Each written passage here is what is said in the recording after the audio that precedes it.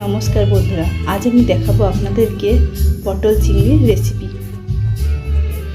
এখানে আমি কড়া বসিয়ে দিয়েছি, কড়াটা পেতে গেছে। এর মধ্যে আমি তেল দিয়ে দেব, সরষের তেল।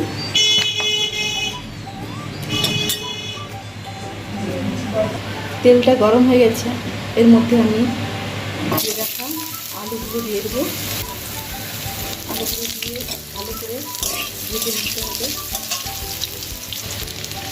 এই আলুগুলোর মধ্যে আমি একটু নুন দিচ্ছি আর পরিমাণে একটু হলুদ দিচ্ছি।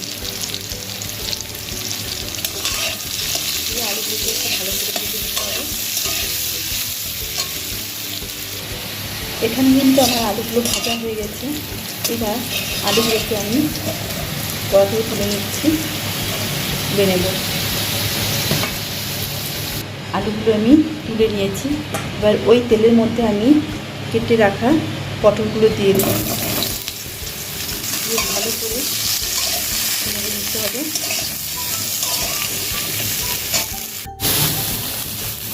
ভালো করে নিতে হবে যাতে না পটলগুলো লেগে যায় কড়ার মধ্যে।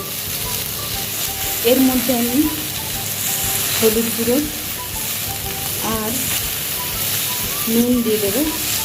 দিয়ে ভালো করে নেড়ে কম আঁচের মধ্যে আমি ঢাকা লাগিয়ে পটলগুলো ভালো করে ভেজে নিতে হবে যাতে পটলটা ভাজতে ভাজতে আমি এখানে মশলাটা করে নেব। এর মধ্যে আমি পেঁয়াজ দিয়েছি, আর দিচ্ছি রসুন, আর দিচ্ছি আদা, আর টমাটো দিচ্ছি। এগুলো দিয়ে আমি একটা পেস্ট বানিয়ে নিচ্ছি। এখানে আমার মশলাটা রেডি হয়ে গেছে। এখানে ঢাকা খুলে বারবার পটলটা একটু নেড়ে দিতে হবে। পটলটা এখনো ভাজা হয়নি, ঢাকা দিয়ে ভালো করে ভেজে নিতে হবে যাতে পটলটাও সিদ্ধ হয়ে যায়। এবার দেখা যাক পটলটা আমার কীরকম অবস্থায় আছে। পটলটা আমার পুরোপুরি ভাজাই হয়ে গেছে। এইবার পটলগুলো নামিয়ে দিতে হবে। পটলগুলো আমি নামিয়ে দিয়েছি। এবার আমি ওই কড়ার মধ্যে আবার তেল দিয়ে দিচ্ছি।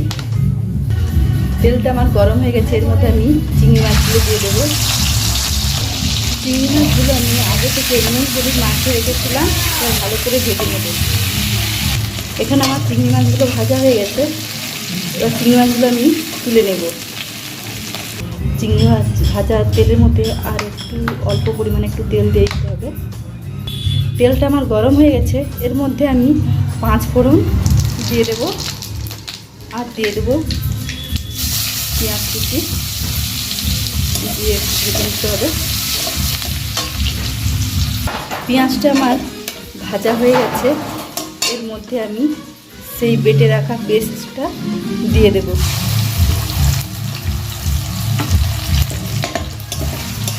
দিয়ে ভালো করে মশলাটা কষে নিতে হবে।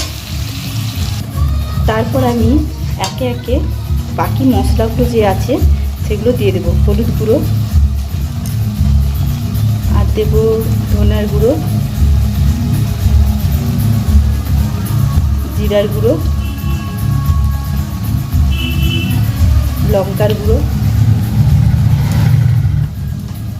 আর স্বাদ মতন লবণ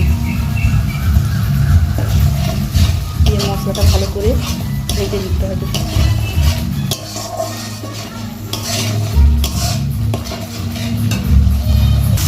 মশলাটা আমার এখানে ভালোভাবে ভাজা হয়ে গেছে। দেখো মশলার মধ্যে তেল ছেড়ে দিচ্ছে, তাহলে আমার মশলাটা ভাজা হয়ে গেছে। এর মধ্যে ভেজে রাখা আলু আর পটলগুলো দিয়ে দেব। সবজিগুলো আমি এর মধ্যে দিয়ে দিলাম।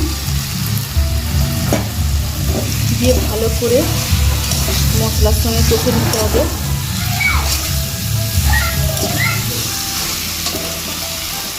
মশলার সঙ্গে সবজি ভালোভাবে কষানো হয়ে গেছে।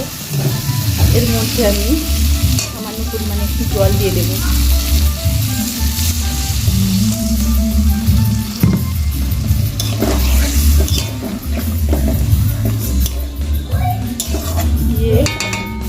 হতে দেব।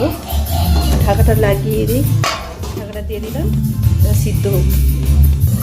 এবার ঢাকাটা খুলে দেখা যাক কী হয়েছে। ফুটে গেছে। এর মধ্যে আমি ভেজে রাখা চিংড়ি মাছগুলো দিয়ে দেবো।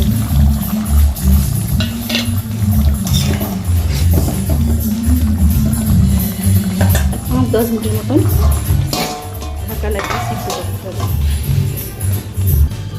আমার এখানে পটল চিংড়ির রেসিপিটি রান্না হয়ে গেছে। এর মধ্যে আমি হাফ চামচের মতন গরম মশলার গুঁড়া দিয়ে দিই। একটু নেড়ে নিতে হবে।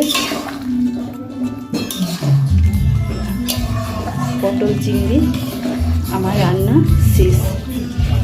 এই ভিডিওটা আপনারা দেখার জন্য ধন্যবাদ।